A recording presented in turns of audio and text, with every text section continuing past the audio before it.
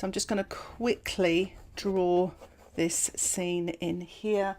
Use a lighter colour pencil for the distant rocks here, like that. And then I'm going to just pop on a little bit of the brown and a little bit of that lovely black colour as well.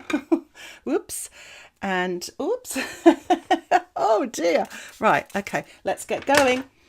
And I'm just going to pop that on there with my card like that. And then get some Ultra. Woo! And just, I've got to calm down a bit. There, put some blue in there. And a bit of brusho on there. And spatter some white there.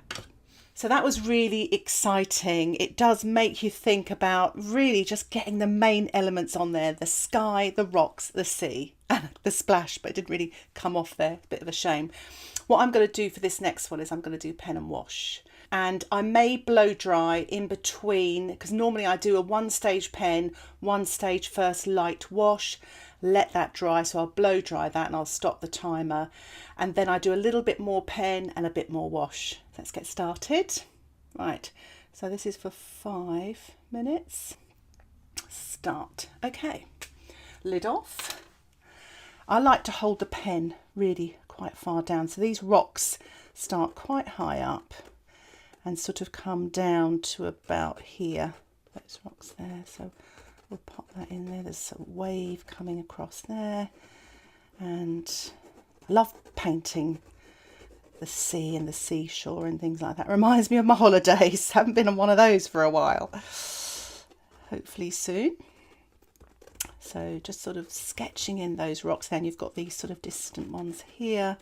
So I'm just sort of sketching in that there. I like to use the side almost. The reason why is because you don't commit yourself to the marks yet. So try and keep it really loose, feather-like touch, because you can get that next stage, you can put in more details.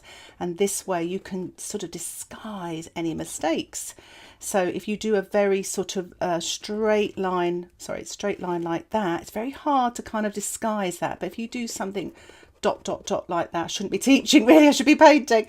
But yes, try to not put too many marks in. Right, so that's the first stage. So I've already got some ultramarine out. I'm only going to put a little bit, but I'm going to wet the sky and just put a little bit of that ultramarine up there.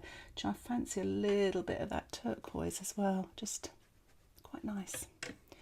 So and you can, if you want to, you can lift out some clouds as well. Let's do that. It's quite a nice thing to do. There, okay. I'm so much more relaxed now. It was quite nerve-wracking all that before. So it's a bit of quinacridone rust, a bit of the Naples, the quinacridone gold, lovely colour. So it's got that lovely golden colour that's on here. So I'm just going to pop that on there like that. There we are. Because we're using pen and wash, you can be really sort of free with the colour. So I'm going to use some of that black by Schmincke, the granulation one, with the rust. So you could use just black and burnt sienna as well, but I'm just painting that in. I'm just going to drop a little bit of the quinacridone gold in there as well, just to create some light in there as well. 2 minutes 24 seconds. Come on, Karen. Don't get distracted. Isn't that lovely the way that's run into the sky actually? Happy accident. So just going to paint that around here, grabbing sort of that phthalo turquoise and the black. It's looking really nice. So I might even give that a little spatter. Whoops, not on my other painting, just to create sort of rock effects there. And I'm going to pause and blow dry. So I've blow dried my painting and I'm going to resume the clock there. So here goes. I'm going to use the pen again just to build up a bit more detail. Right, so just a bit of cross hatching, that's diagonal marks on there to create shading. So just quickly putting a bit of cross hatching on there like that, maybe a bit more detail in there like that. Oh, it's so freeing up this. Okay, that's enough of that. Let's go back to some of these colours here. I'm using the black and the brown just to put a bit more shading on these rocks. I can't wait for the 15-minute version. It's going to be so much more relaxing. So a little bit more darks here and there. And I might even put a little bit of brush show here and there as well. I'll probably regret doing this because I'm running out of time. But let's give that a little spray. Ooh, that's quite nice. And let's put some blue in the water. It's far too strong. But just put a little bit of blue here and there as well. And ooh, do you know, I might even put some salt on there. Why not? A little bit of salt, see what happens. It's quite nice. And I will finish off with a spatter. My spattering wasn't so good last time, but I'm going to see if I can improve on it. Trying to keep away from my phone doing that. I've messed up a lot of things over the times by spattering paint and things. But oh, that's quite nice. A couple of birds in the sky. Not very successful. There we are. Stop. So I'm going to start the 15-minute version. If you'd like to watch this uncut version, it is available on my Patreon membership. But as you can see here, I'm actually doing a little bit of pen work and working now wet in wet using the same colours that I did in the two earlier challenges, using the Ultramarine and the Phthalo blue here.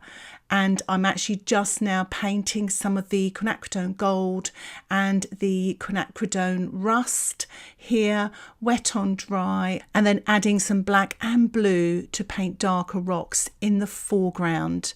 I'm using a little bit of blue in the sea here with some of the Phthalo blue, just working wet on dry with my size 10 brush. I'm also using watercolor pencils with sandpaper on emery board, and you can also draw into the damp paint, which is fun.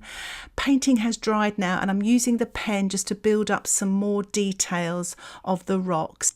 I'm also glazing some darks onto the rocks to really give them some depth there, and of course finishing off with a spatter. I'm kind of glad that's over, but it was great. It was such a challenge. I was really nervous about the 1 minute one because I only had 1 minute and I'm filming, so but I really enjoyed it. I learned so much.